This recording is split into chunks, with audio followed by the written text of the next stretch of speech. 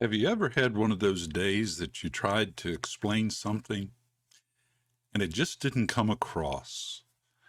Well, I was in a class the other day and I was trying to show students, well, maybe you, about ambient occlusion. And I tried and I tried and I waited another week and I tried again. And, I struck out 2 times. But I'm glad to say I found out what was wrong.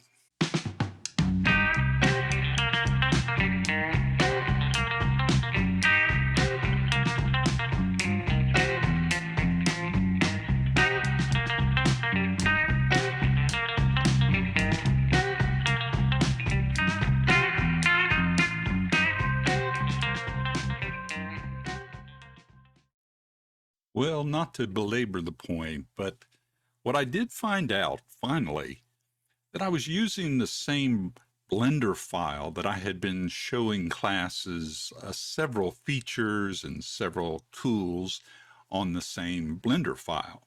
Well, apparently, so it got conflictual when I started showing the ambient occlusion. I don't want this video to be very long.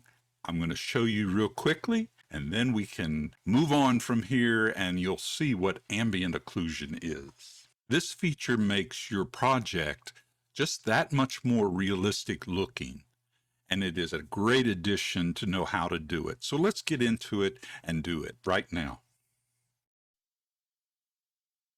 So what is ambient occlusion really? Again, it's a complex term, but to really boil it down, it's just simply shadows. It's where the light does not get to.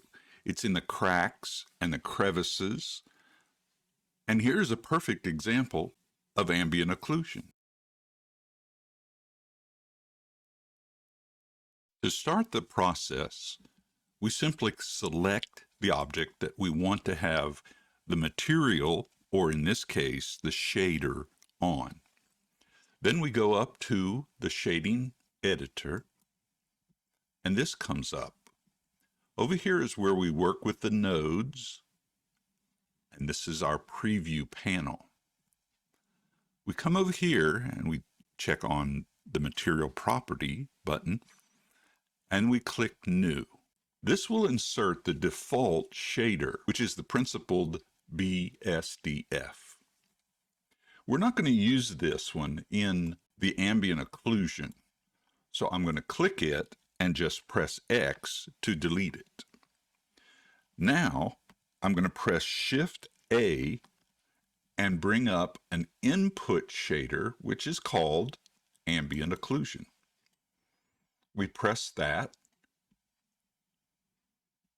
It clings to our cursor and we bring it up to where we want it placed and left click. Now, this will allow us to set the ambient occlusion for our object. We need a control node that will help us regulate the amount. So we do Shift A, and the converter shader we need, well, it's really a converter control, is a color ramp. Same principle, bring it up to where we want it, left click. Now we have the components to make the ambient occlusion over on our object.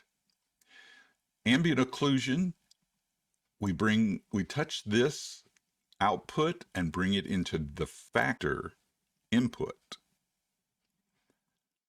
These little lines are called noodles, and this is how we connect all of our string of nodes. Then we take the color coming from the color ramp to the surface. So now we have the beginnings of our ambient occlusion already started.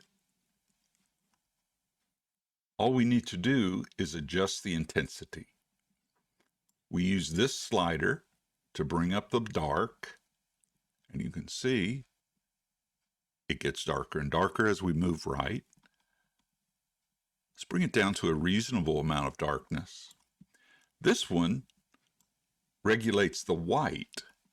It'll allow us to reduce the white over here or increase the white and make it a pretty good contrast. So there we have it. That is basically the ambient occlusion. We go back to the modeling. We go to our materials. We select our object. We go into edit mode. We press A. And then we come over here to assign the material we just created. Now, if we look carefully, we can see the ambient occlusion that's been added. It's very faint. It's just subtle. And you can see it better when I turn off the ambient occlusion. It goes away, comes back. In fact, what we can do is we can go back to the shader and we can increase the darkness a little bit more so it'll show up a little better in our object. Then we go back to modeling, and there it is. It's a little bit more pronounced. And that's it. That is the ambient occlusion feature. Hope to see you next week in class. Hope this little Blender Bite helps. See you then.